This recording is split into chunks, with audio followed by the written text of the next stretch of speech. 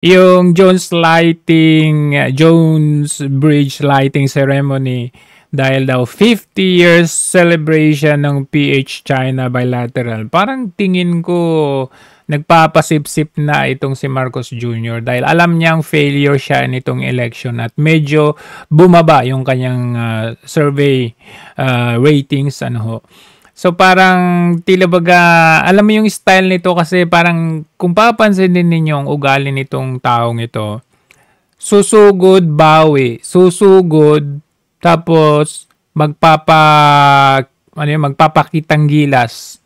Parang aawayin ka niya, tapos magsosorry. Parang ganun yung style niya eh. Di ba? Kagagaling niya ng ASEAN Summit kung saan binira niya doon ang China, tapos babalik siya ng bansa, sasabihin niya, long history ng samahan ng Philippines at China, kagaya nitong Jones Bridge lighting na ito. Tingnan ninyo, as you can see, hinaan ko lang, as you can see, celebration ng 50 years of bilateral ng PH at China. Pero mapapansin ninyo, this is a celebration of sila-sila lang eh. Kita nyo ang unti. Kumbaga, tignan ninyo yung pagpasok ng tao dito, Ayan. Dito pa lang sa pagpasok, ilan lang yan. Kung sino lang yung invited dyan, sila lang. May mga pasimpleng kaway. Hindi ganyan si Tatay Digong. Pagpasok pa lang ni Tatay Digong, siksikan yung mga tao. Gustong makipagkamain o halikan si Tatay Digong. Pero ito, ibang klase. Parang yung nangyari sa train na parang nanonood ka ng scripted na movie ba. So sila lang yung upon the entry. Tingnan natin, papunta sila doon sa Jones Bridge. Sila lang. Andyan si Acuzar na nilipat lang ng pwesto. Wala namang pinagbago, same lang naman, Same lang nung iniwan ni Yorme yung Jones Bridge na yan. Or MC, umuulan, saktong umuulan, malas kasi yung nandyan eh. Anyway, ayan, speech, pagkabahabang speech. Ito, in-check ito, Filipino-Chinese. Na siya rin yung sila rin yung present nung opening or inauguration ng Jones Bridge ng panahon ni Yorme. So ayan, papasalamat sila kay tingnan natin, nagpasalamat pa kasi kay parang ang dating initiative ni Liza Marcos ito. Ang kapal naman ng mukha mo. Paano mo naging initiative to? Mayor Isko, Mayor Hani Lacuna. Sabi ko sa inyo remnant pa to ni Yorme. Kaya nga nadulos siya si Lacuna yung nandyan, pero Yorme Isko, Mayor Hani Lacuna. Okay. Honorable Ambassador Pangilinan, Secretary Acuzar. Ayan.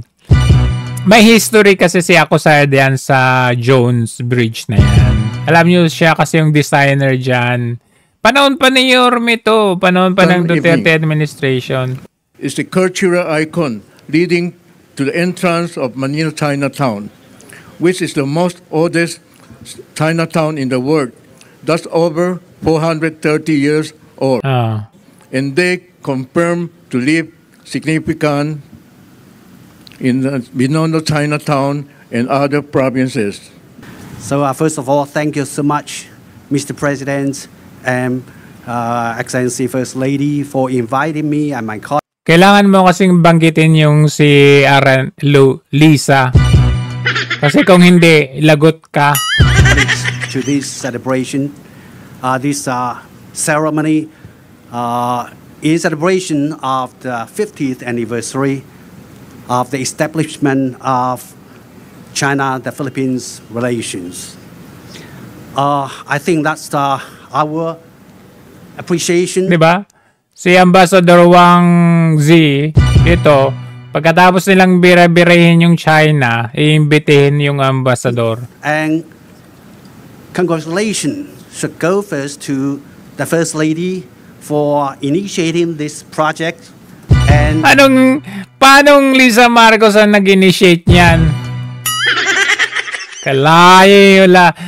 Kaya nga kung titingnan natin, yung dating, nitong lighting na ito, laging punter niyang pasalamat kay Lisa Marcos for initiating the project daw. Hello!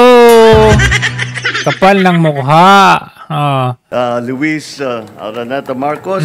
Luis Araneta Marcos na naman. Nako. Ayun, kung titignan natin. In the world's old. Ayan. Tignan nyo Yung, grabe no? Ang garbo. Ang daming nagugutom. Sabi, Joe, paano naman nung panahon ni Yorme? Diba nagpa-fireworks din siya? Oh! Walang duda.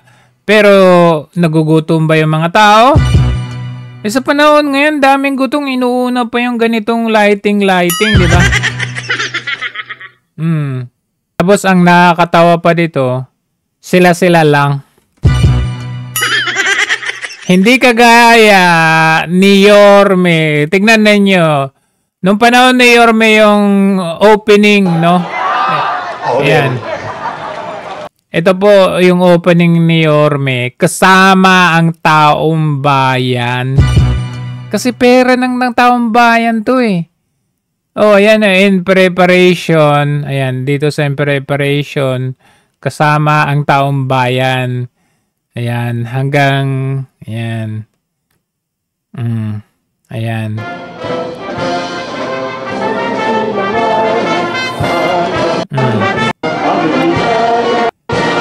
Mula sa lumang bihis ng Jones Bridge. Wala. Ito rin po ang pagkakataon. Binihisa ni Yorme ang Maynila. Dinumihan mo naman. Upang ibalik na po ang La Madre Filipina sa kanyang orihinal na katatayuan. Francisco Isko Moreno Domagoso. Nako. Traidor. I love you too. I love you, Mayor! Mga kababayan, magandang gabi sa inyong lahat. Salamat, Jerry Acosar. Jerry Acosar. Diba? Dito rin si Jerry Acosar. And cut. Take two. Second time. Take. Ladies and gentlemen, the President of the Republic of the Philippines, His Excellency Ferdinand R. Marcos Jr.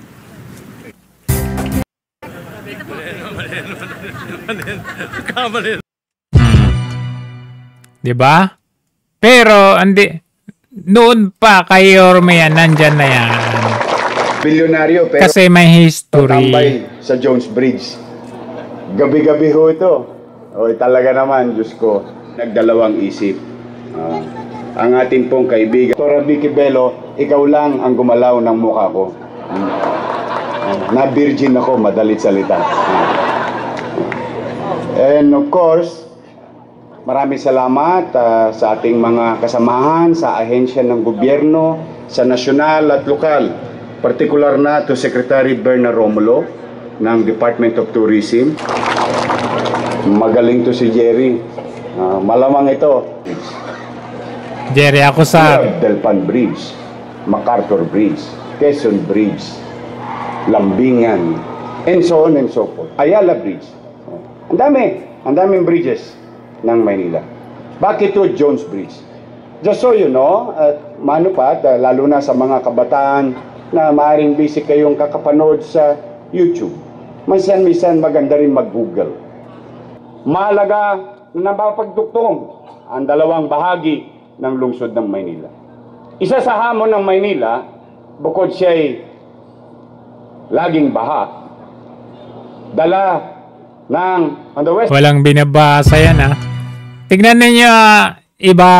Ito mayor pa lang ito, no? Pero iba yung yung feeling ng celebration sa kanya. Kasi kasama yung taong bayan, tingnan ninyo. Bibilang po tayo. Sabay-sabay po tayo at the count of 5. Let's go! 5, 4, 3, 2, 1.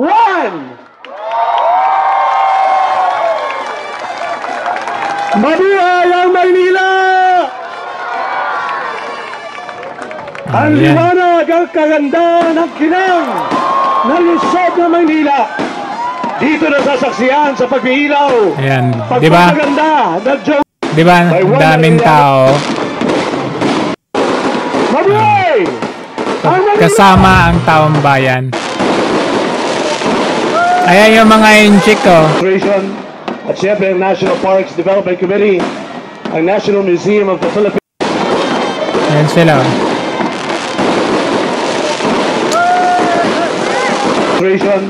At syempre ang National Parks Development Committee. The rest of the city. Tingnan niyo yung ito mayor pa lang to Yung mga tao halos kailangan ng bantayan ng ganyan kasi yung mga tao talaga didikit talaga parang kay PRD. Oh, didikita ka talaga niyan. Pero kay Marcos, tingnan niyo yung kay Marcos. Taragis niyan. Tingnan niyo, ano yan? Ano ka, contestant? Balikan lang natin, ano bang history nitong na ito, Jones Bridge? Binuksan sa publiko noong 1875 Ayan, ang tulay na nooy tinawag na Puente de España na siyang nagduktong sa Intramuros at Binondo. Dahil sa tulay, dumaloy ang iba't ibang oportunidad para sa paglago ng kalakaran ng syudad. At binridge nito yung political and religious center mo, which is yung Intramuros, doon sa business and economic center mo, which is yung distrito ng Santa Cruz at Binondo. Dahil sa bagyo at pag-apaw ng Pasig River, nasira ang Puente de España noong 1914. Kinomisyon naman ng pamahalaan si Juan Arellano para sa bago at mas makabuluhang disenyo ng tulay. Isa na dito ang paglalagay ng 4 na estatwa ng La Madre na kumakatawan sa demokrasya, pasasalamat, kaunlaran at hustisya. Kasabay nito ay binago rin ang pangalan ng tulay at tinawag na William Jones Memorial Bridge. Ipinangalan ang tulay kay William Atkinson Jones, isang mambabatas sa Estados Unidos sapagkat siya yung nanguna sa pagbibigay ng otonomiya sa Pilipinas. Muling nasira ang Jones Bridge noong World War II at nang ayusin ay pinili na ang mas praktikal at simpleng disenyo para sa tulay at wala na ang mga estatwa.